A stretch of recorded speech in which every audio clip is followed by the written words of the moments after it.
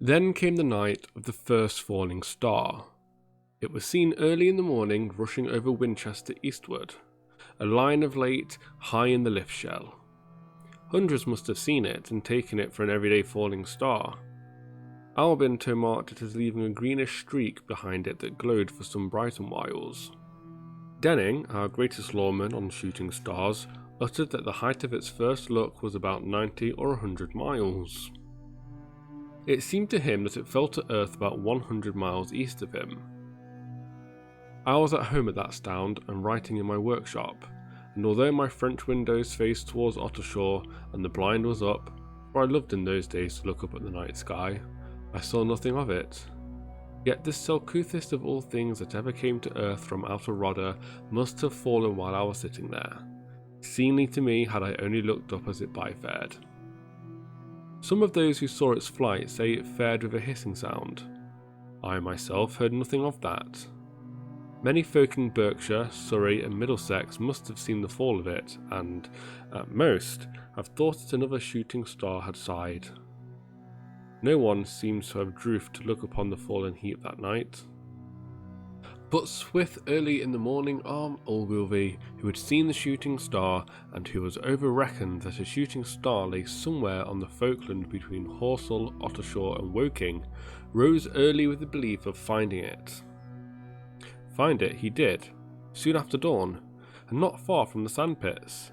An entish hole had been made by the crash of the streel, and the sand and chisel had been flung hastily in every path over the heath and heather, hewing heaps seemingly a mile and a half away. The heather was on fire eastward, and a thin-hewn smoke rose against the dawn. The thing itself lay almost wholly buried in sand. Amidst the scattered spells of a fir tree it had shivered to grots in its fall. The unthatched deal had the look of an entish sinwelt, caked over, and its outline softened by a thick, shaled Dublin rind. It had a ring width of about 30 yards. He eyed the heap, furrowed at the grate, and more so at the shape, since most shooting stars are sinwelted more or less fully. It was, however, still so hot from its flight through the lift as to forbid his near nigh. A stirring din within its sinwelt he knew to the uneven cooling of its bead, for at that time it had not happened to him that it might be hollow. He believed standing at the edge of the pit the thing had made for itself, staring at its selcouth look, amazed at its seld-seen shape and blee, and dimly unyetting even then some subtling of draught in its landing.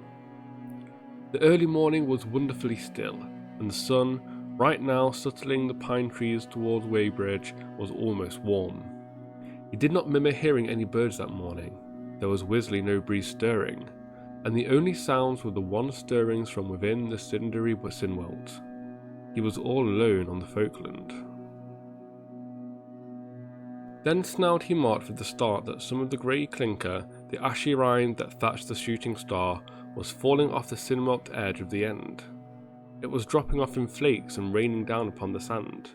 A stour stitch snout came off and fell with a sharp din that brought his heart to his mouth. For 60 Brighton whiles he uneath understood what this meant, and, although the heat was on, he clambered down into the pit near the bulk to see the thing more subtly. He reckoned even then that the cooling of the body might rake for this, but what harrowed that understanding was the truth that the ash was falling only from the end of the sinwelt. And then he unyetted that slowly the sinwelt top of the sinwelt was swivelling on its body.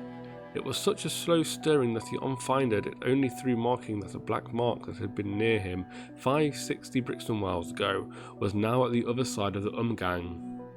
Even then he uneath understood what this betokened, until he heard a softened grinding sound and saw the black mark jerk forward an inch or so.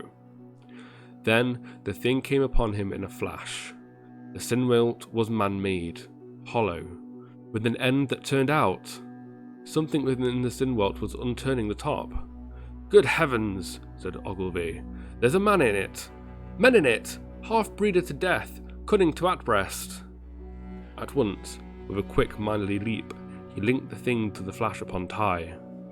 The thought of the hathered wight was so dreadful to him that he forgot the heat and went forward to the sinwelt to help turn, but luckily the dull strailing hindered him before he could burn his hands on the still glowing ore. At that he stood wankle for the Brighton, then turned, scrambled out of the pit and set off running wildly into Woking. The time must have been somewhere about 6 a day meal. He met a wainer and couldn't to make him understand, but the tale he told and his luck were so wild, his hat had fallen off in the pit, that the man one-fold and drove on. He was evenly unspeedful with the potman who was now unlocking the doors of the alehouse by Horsell Bridge. The fellow thought he was a madman at Stour, and made unspeedful Fan to shut him into the tap-room. That undrunkened him a little, and when he saw Henderson, the local newsman, in his yard, he called over the stakes and made himself understood. "Henderson," he called, "you saw that shooting star last night?" "Well," said Henderson, "it's out on Horsell Falkland now." "Good Lord," said Henderson. "Falling shooting star? That's good. But it's something more than a shooting star. It's a Sinwelt. A man-made Sinwelt, man. And there's something inside." Henderson stood up with his spade in hand. "What's that?" he said. He was deaf in one ear. Ogilvy told him that he had seen. Henderson was 60 Brighton miles or so taking it in. Then he dropped his spade, snatched up his pode, and came out to the road. The two men hurried back at once to the Falkland, and found the Sinwelt lying still in the same place. But now, the sounds inside had halted, and a thin ring of bright ore showed between the top and the body of the Sinwelt. Lift was either infering or upbreasting at the rim with a thin, sizzling sound. They listened, rapped on the shell with a stick, and, meeting no anquith, they both reckoned that the man or men inside must be knocked out or dead. Blatantly, the two were utterly uncun to do anything. They shouted for over and behights and went off back to the town again to get help. One can fathom them, thatched with sand, thrilled and unvaded, running up the little street in the bright sunlight, right as the shop folks were taking down their shutters and folks were opening their bedroom windows. Henderson went into the railway steed at once, in fade to Wye spoil the news to London. The news book film mules had diced men's minds to the onfanging of the belief. By 8 a day meal, a rime of boys and unworked men had already started for the Falkland to see the dead men from Tye. That was the hue the tale took.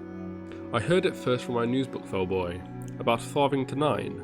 When I went out to get my daily chronicle, I was kindly startled and lost no time in going out and across the Ottershaw Bridge to the sandpits. The Wye of the Worlds is an original English translation by Arcticanomaly of The Wye of the Worlds by H.G. Wells. If you've enjoyed this translation, please like the video and subscribe to be notified of more content focused on the craft of writing and English storytelling. Also, don't forget to check out the playlist on your screen now for more chapters of The Wye of the Worlds when they're available. And last but not least, leave a comment below letting me know what your favourite English words were featured in this chapter, or if you'd like to see more English stories.